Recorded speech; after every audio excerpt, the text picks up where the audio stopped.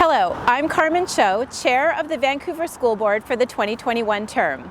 I join you from the traditional and unceded lands of the Musqueam, Squamish, and Tsleil-Waututh Nations, where we continue to unlearn and relearn and to share with you the Chair's annual report. In 2021, your elected trustees focused on a number of initiatives that strengthen Vancouver's publicly funded education system. Importantly, we've begun work to develop a new education plan for the district. Our Education Plan 2026 will be a roadmap to lead the district's efforts to improve outcomes for all students.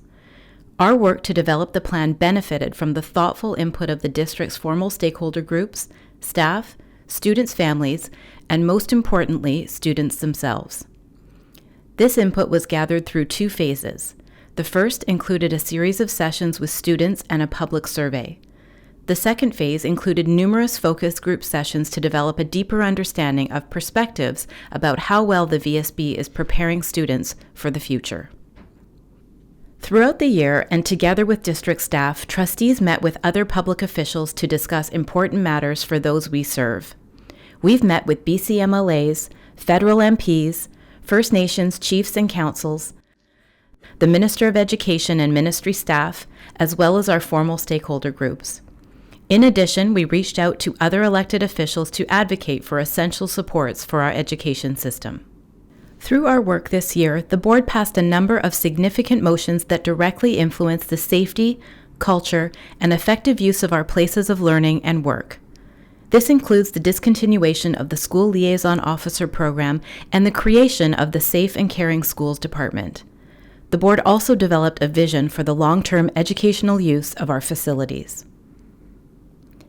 Ensuring schools provide students with opportunities for quality education is the board's paramount purpose.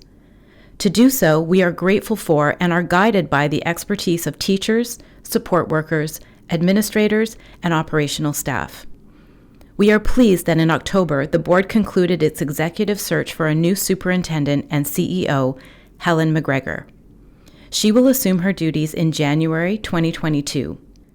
We are confident that her educational leadership will continue to advance the district's focus on improving outcomes for students and building public confidence. Together with staff efforts, we continue to respond to the needs of our education system. With funding from the provincial and federal government, we've implemented important measures in the face of the COVID-19 pandemic, providing for improved ventilation and supplies for schools and work sites.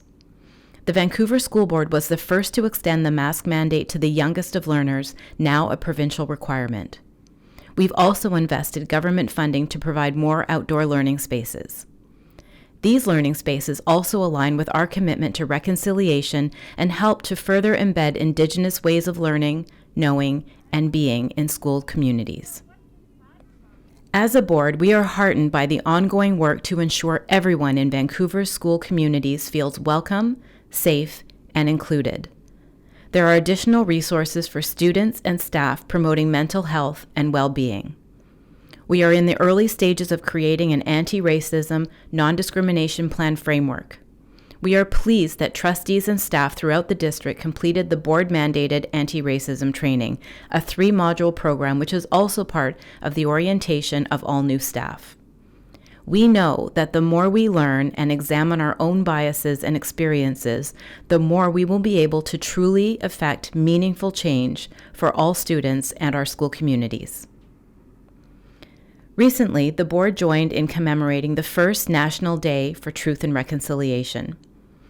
Our journey on the reconciliation path is part of our work every day. We will continue to move forward with a spirit of compassion, recognizing the imperative to hear the truth, listen to Indigenous people, learn the true collective history, and take real actions to fulfill our commitment to the calls to action of the Truth and Reconciliation Commission. This is also why, on the advocacy front, in the board's submission to the Select Standing Committee on Finance and Government Services, we specifically called for supports to continue to address the discrepancy of educational outcomes between Indigenous and non-Indigenous learners. Also within the board's submission for the government's budget considerations, we urged increased provincial funding to post-secondary institutions so that more students enter teacher training programs to help address the teacher shortage in the province. Collectively, the board is proud of the considerable efforts and steps we've taken to effect real and positive transformations to Vancouver's public education system. As we look forward to 2022, we remain committed to reflecting students, families, and staff's values and aspirations in our work.